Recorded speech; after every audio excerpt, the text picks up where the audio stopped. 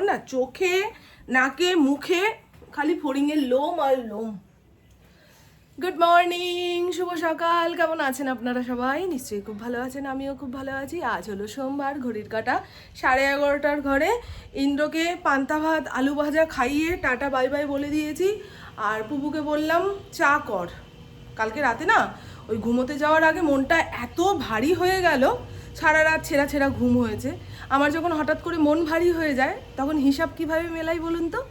যে দূরে কেউ কোথাও যে আমাকে খুব ভালোবাসে, সে আমাকে মনে করছে। কিন্তু এইরকম লোক তো আমার জীবনে একটাও নেই গো, যে এই পৃথিবীতে আমাকে ভালোবাসার মতন সেই একজন নেই। ওকে বললাম যে কি হচ্ছে বলতো, আমার মনটা কালকে হঠাৎ ভারী হয়ে গেল। বলে ওই চৈত্রে সেল চলছে, ঘরে পড়ার নাইটি কেনা হয়নি তো, সেই জন্য মন ভারী হয়ে গেছে। হ্যাঁ, এটাও হতে পারে। সে যাই হোক, পুপু চা বানিয়েছে ওই ইন্ডাকশানের চা এত পাঞ্ছা হয়, মনে হয় পাতলা জল খাচ্ছি। ওকে কতবার বললাম গ্যাসে টকবক করে ফুটিয়ে চাটা নাবা। ইন্ডাকশানে কি বলুন তো, পুটপুট পুটপুট করে হবে, ব্যাস হয়ে গেল। আবার পুটপুট পুটপুট। দেখবেন ইন্ডাকশানে দুধ জাল দেওয়ার পরেও সেই দুধ জালের গন্ধটা পাবেন না। চা বসিয়ে এই চায়ের গন্ধে একটা চারিদিক মোমো করে, সেই গন্ধটা পাবেন না। ইন্ডাকশান হচ্ছে এমন একটা জিনিস। কিন্তু কি করা যাবে, এখন যা চতুর্দিকে গ্যাসের ক্রাইসিস। আমাদের এই সামনে দু একটা রুটির দোকান, খুব চালু দোকান জানেন, এইখান থেকে অতটা লাইন দিয়ে লোকে দাঁড়িয়ে থাকতো রুটি নেওয়ার জন্য, সেই দোকানগুলো বন্ধ হয়ে গেছে। বলুন তো, গরিব মানুষের কি কবে যে এই যুদ্ধ বিগ্রহ শেষ হবে, সাধারণ মানুষের জীবনে একটু শান্তি আসবে? আমার ফড়িং কত ভদ্র হয়ে গেছে গো। পাশের বাড়ি এক অচেনা ভদ্রমহিলার গলার আওয়াজ আমি পাচ্ছি, আমার ফড়িংও পাচ্ছে, তাও ঘ্যাও ঘ্যাওয়ানি দেয় না। ওইরকম চুপচাপ থাকলে না আমার টেনশন হয় যে শরীরটা খারাপ কি না। আবার অতিরিক্ত চিৎকার চেঁচামেচি করলে বিরক্ত হয়ে যাই। এই দেখুন, ঝিঙা এনেছে, তবে আজকে রান্না করব না। ঝিঙা 2 দিন ফ্রিজে থাকলেই কেমন কঙ্কাল হয়ে যায়, শুঁটকে যায়। গরমের সবজির দাম কমেছে গো বন্ধু। আমি তো বাজারপাট করি না, তাই জানিও না। ইঁচড় এনেছে, ইঁচড় আনতে বলেছিলাম। এই তো কটা দিন ইঁচড় খাবো। বৈশাখ মাস পড়ে গেলেই আস্তে আস্তে কাঁঠাল হতে শুরু করবে। যা রোদের তাপ আর মাঝে মধ্যে বৃষ্টি, এই ফল পাকতে সময় লাগবে না। এই দেখুন ইঁচড় কেটেই এনেছে। বাবা, চাটা খাওয়ার পরে কেমন চোরা ঢেকুর উঠছে গো। আমি এখন ওই সকালে খালি পেটে মোটেই দুধ চা খেতে পারছি না, তাও মনের জোরে খাই। ফড়িংয়ের জন্য শশা এনেছে, আমাকে বললো গন্ধরাজ লেবু বাজারে পাওয়া যাচ্ছে না, একটা পেয়েছি। এর আগের দিন আমি এনেছিলাম, পাঁচু বাজারের ওইদিকে হাঁটতে গেছিলাম, সেখান থেকে পাতি লেবু গন্ধরাজ লেবু কিনে এনেছি। কলমি শাক, আমার কলমি শাক ভাজা খেতে খুব ভালো লাগে। একটুখানি রসুন ফোড়ন দিয়ে ঝাল ঝাল করে কলমি শাকটা ভাজবো। আর এই যে ছোট দেশি পটল দেখতে পাচ্ছেন, এই তো আর কি 2-3 দিনের সরঞ্জাম এনে দিয়েছে। এটাই হিসাব করে করে রান্না করতে হবে। ইন্দ্রর তো আবার দূরে কাজ শুরু হয়ে গেছে। সকালে কিছু খেয়ে বেরোবে, তারপরে দুপুরে আসার সময় পাবে না। এই অনেক দিন আগে থেকেই বলছে। পেঁয়াজ এনেছে, পেঁয়াজ একটাও ছিল না। গরমকালে পেঁয়াজ রসুনের তরকারি আমার ঘরে খুব একটা হয় না, তাও এইগুলো থাকা দরকার। তো অনেকটা আলু এনে দিয়েছে, এক সাইজের আলু। সব এক সাইজেরই আলু। একসঙ্গে অনেক সবজিপাতি এনে রাখলে রান্নার গন্ডগোল হয়ে যায়। খালি মনে হয় আজকে এটা রান্না না করলে কালকে তো শুকিয়ে যাবে, পরশুদিন ফেলানি যাবে। এই করতে করতে দেখবেন কত পদে রান্না হয়ে যায়। আর আমাদের ঘরের লোকেরা ভাতই খায় এইটুকু, তাকে 4 পদে খেতে দিলে বুঝতে পারে না কোনটা দিয়ে কতটুকু ভাত মেখে খাবে, বুঝেছেন? এই হচ্ছে গন্ডগোল। পুকুকে তো খাওয়ার লিস্টে ধরেই না, এইটুকু ভাত খায়। আর আমিও আমার পেট কমানোর জন্য এইটুকুতে এসেছি। ইন্দ্ররও খাওয়া দাওয়ার ঠিক নেই, তাহলে আমি এত রেতে বেটে করবোটা কি? শোনেন কেমন হাঁপিয়ে যাচ্ছি, মারাত্মক রোদ্দুর উঠেছে তো। চৈত্র মাসের একটা বিশেষত্ব কি বলুন তো, বাইরে পোড়া রোদ উঠবে, অথচ হাওয়াটা যে দেবে সেটা ঠান্ডা। প্রত্যেকটা ঋতুর মানে প্রত্যেকটা মাসের এক একটা বৈশিষ্ট্য রয়েছে। এই চৈত্র, বৈশাখ, জ্যৈষ্ঠ, এই 3টে মাস তো পোড়া গরম থাকে, কিন্তু এই 3 মাসের গরম একই রকম নয়। কিন্তু এই চৈত্র মাসে গনগনে রোদ উঠলেও হাওয়াটা যে দেবে ঠান্ডা ঠান্ডা।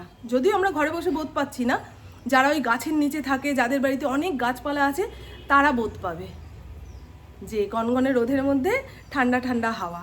আবার বৈশাখ মাসে হঠাৎ করে পশ্চিম দিকে মেঘ হবে, তাতে বোঝা যাবে কাল বৈশাখী আসছে। জ্যৈষ্ঠ মাসে ওই মানে সেই প্যাচপ্যাচে একটা ঘেমো ঘেমো গরম, তাতে বোঝা যাবে এইবারে ফল পাকবে। আগেকার দিনের মানুষরা তো এত মানে সময় তারিখ দেখতো না, এইভাবে হিসাব করতো।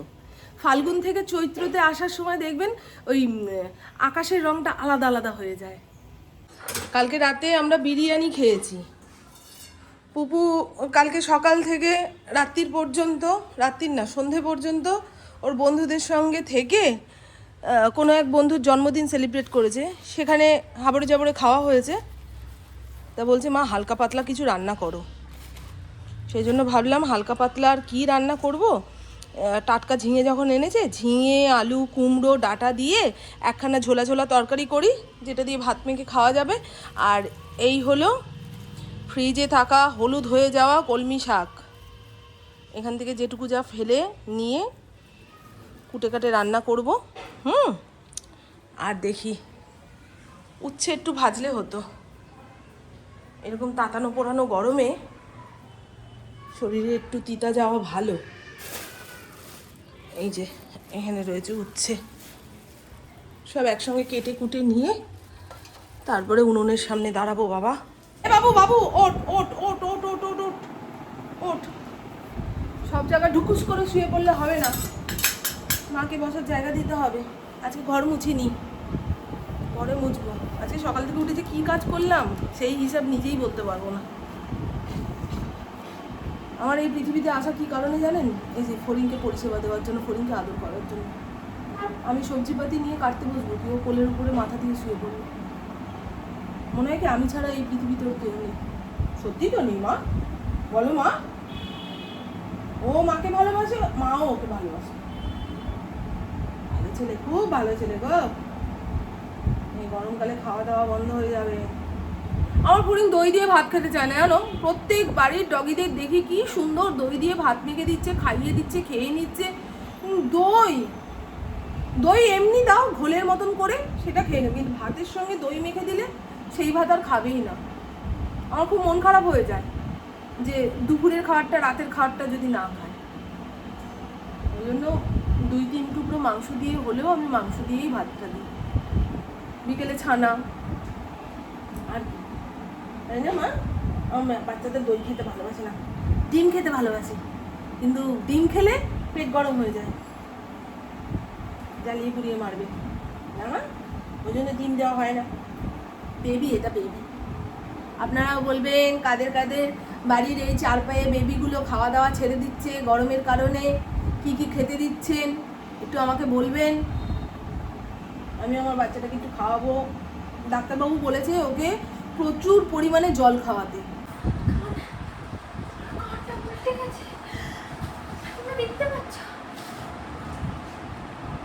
Over acting. ওরে বাবারে বাবা, বুড়া হয়ে গেলাম গো, এখন এক ঝটকায় উঠতে পারি না মেঝে থেকে। এই দেখুন না, স্পাইডার প্ল্যান্টের সব পাতা খেয়ে সাঙ্গ করে দিয়েছে, গাছগুলো দেখতে খারাপ হয়ে গেল ওর জন্য।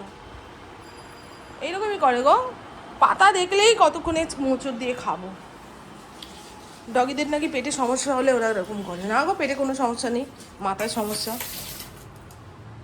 আলু কাটবো, উচ্ছে কেটে নিয়েছি। চল এবার টু, ঝিঙের অনেক দাম। তুই এখান থেকে ঝিঙে নিজের হাতে নিয়ে নিচ্ছিস মানে? শশা নিয়ে পালাবে, শশাটা আগে ফ্রিজে রাখি। চলুন বন্ধু, এই সবজির রেসিপিটা আমি আপনাদের সঙ্গে শেয়ার করব। এই সবজিটার নাম আমি দিয়েছি গরমের আদর্শ সবজি। যখন এইরকম টাটকা টাটকা সবজি বাড়িতে আসবে, রান্না করতে ইচ্ছা করবে না আলাদা আলাদা করে, তখন এই তরকারিটা রেঁধে বেড়ে খেয়ে দেখবেন দারুণ লাগে। আর অল্প তেলে রান্না করতে হবে, সেজন্য প্রথমে কড়াইতে অল্প একটুখানি তেল দিয়ে নিলাম। এর আগের দিন যখন রান্না করেছিলাম, রান্নার কালার দেখে দু এক বন্ধু জিজ্ঞাসা করেছিলেন যে মামন এই রান্নাটা আমাদের সঙ্গে শেয়ার করলে না তো, কিভাবে রান্না করলে। এই যে আজকে করে নিচ্ছি। এর মধ্যে রয়েছে ঝিঙা, কুমড়ো, আলু আর সজনে ডাঁটা। কাটোয়া ডাঁটা হলে ভালো হতো।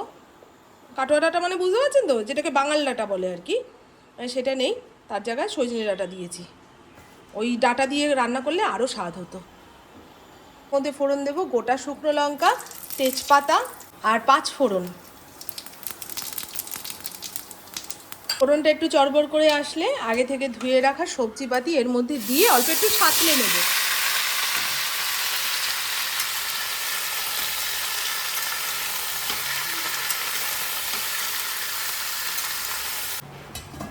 ঠিক আছে, এই অল্প তেলে রান্না করলে ঠিক এইভাবে রান্না করবেন। সবজি মজানোর সময় তো তেলের মধ্যে ফোড়ন দিয়েই নিয়েছিলাম, এখন আবার কড়াইতে অল্প একটুখানি তেল দিলাম। এই তরকারিতে 2 বারে অল্প অল্প করে তেল দিতে হবে। তেলের মধ্যে দেব রাঁধুনি ফোড়ন অল্প একটু, আর এখানে মশলা বলতে জিরের গুঁড়ো, হলুদ গুঁড়ো, লঙ্কার গুঁড়ো, কয়েকটা চেরা কাঁচা লঙ্কা আর 2টো বড় বড় টমেটো কেটে নিয়েছি, এটা দিয়ে দিলাম। চলুন, মশলাটা ভালো করে কষিয়ে নিয়েছি, সাইড দিয়ে তেল ছেড়ে দিয়েছে। এর মধ্যে আপনারা চাইলে চিংড়ি মাছও দিতে পারেন, বড়িও দিতে পারেন, আমি কিছুই দিচ্ছি না। আগে থেকে মজিয়ে রাখা সবজিটা এই মশলার মধ্যে দিয়ে একটু নাড়িয়ে চাড়িয়ে যতটুকু ঝোল প্রয়োজন ততটুকু জল দিয়ে টকবক করে ফুটিয়ে নামিয়ে রাখবো। কালকে ফ্রিজের যত পচা গলা শুকনো সবজি ছিল ফেলে দিয়ে নেটের ব্যাগ খালি করেছি। আজকে আবার বাজার এসছে তো, এগুলো ধুয়ে কেচে না শুকালে নতুন করে সবজি ভরতে পারবো না। কেউ জিজ্ঞাসা করেছিলেন এই নেটের ব্যাগগুলো কোথা থেকে কিনেছি, অনলাইন থেকে। এখন সামনাসামনি যে সুপার মার্কেটগুলো থাকে সেখানেও পাওয়া যায়। এগুলো নতুন, আর পুরনো এই নেটের ব্যাগগুলোর চেন কেটে গেছে, সেগুলো ফেলে দিয়েছি। চলুন, এখানে থাক, বেশিক্ষণ সময় লাগবে না। আজকে আমি সময়ের সঙ্গে এঁটে উঠতে পারছি না, দেরি করে ঘুম থেকে উঠেছি, তারপরে কুকুর সঙ্গে আধা ঘন্টা 1 ঘন্টা যাবৎ চায়ের কাপ হাতে নিয়ে গল্প করলাম, তাতেও অনেকটা সময় গেল। আর বাজার টাজার গোছানোর পরে আমি কেমন যেন ক্লান্ত হয়ে যাই। আজকে নিম পাতাও এনেছে, কিন্তু বেগুন আনিনি। কালকে খাবো নিম পাতা। নিম পাতা আবার রোজ দিন খাওয়া যায় না জানো, শনি মঙ্গলবার ছাড়া। আমাদের আবার এই ধরনের নিয়ম আছে। তবে একা সংসারে একা থাকি তো কত নিয়ম বাদ দিয়ে দিয়েছি। মনে হয় খাওয়ার জিনিস খাবো, এতে যদি দিনক্ষণ তারিখ দেখি তাহলে আর খাওয়া হবে না। যেমন শীতকালে বেগুন পোড়া শনি মঙ্গলবারেই খেতে হয়, কিন্তু তার আগে বেগুন এনে রাখলে ঘরের লোক যদি বলে একটুখানি বেগুন পোড়াও তো, তখন বলবো না, মঙ্গলবার আসুক শনিবার আসুক তারপরে পুড়িয়ে মেখে খাওয়াবো। এই তো একার সংসারে একা থাকার সুবিধা। জীবনে তো এইটুকুই চেয়েছিলাম, একা থাকবো। এবারে অনেকেই বলবেন আর তুমি তো একা চোরা। বুকে হাত দিয়ে বলুন তো বন্ধু, যারা এক সংসারে অনেক মানুষজন থাকেন তারা নিজের লোক ছাড়া ওই শ্বশুর শাশুড়ি এই হ্যানা ত্যানা যারা সব কাজে রুকবে টুকবে তাদের নিয়ে থাকতে ইচ্ছা করে? কিংবা যাদের কথায় খুব মন খারাপ হয়ে যাবে তাদের নিয়ে থাকতে ইচ্ছা করে? আমার তো করে না বাবা। যে সম্পর্কের মানুষগুলো সবসময় মনে খোঁচা দিয়ে কথা বলে, সবসময় ছোট করে, তাদের থেকে নিজেকে দূরে রাখা ভালো হয়। শান্তিতে আছি, ভালো আছি। আর ভগবান আমার জন্য এটা ঠিক ভেবেছেন বলেই তো আমাকে দিয়েছেন একার জন্য একার একটা সংসার। ভগবান যদি ভাবতো না মামন তুই একার সংসারে একা থাকলে উচ্ছৃঙ্খল হয়ে যাবি, তাহলে ঠিক উনি বুঝিয়ে দিতেন। তবে এক একটা মানুষের জীবনের কষ্ট এক একটা জিনিস নিয়ে। আমার জীবনে সব সুখ রয়েছে, কিন্তু আশেপাশে কয়েকটা বিষাক্ত এমন মানুষ দিয়ে দিয়েছে না, যাদের কথা মনে আসলেই দিনটা খারাপ হয়ে যায়। চেষ্টা করি তাদেরকে একেবারে জীবন থেকে বাদ দিয়ে দিতে, হয় না তবু। ঠিক তাদের কথা কেউ না কেউ এসে কানে তুলবেই।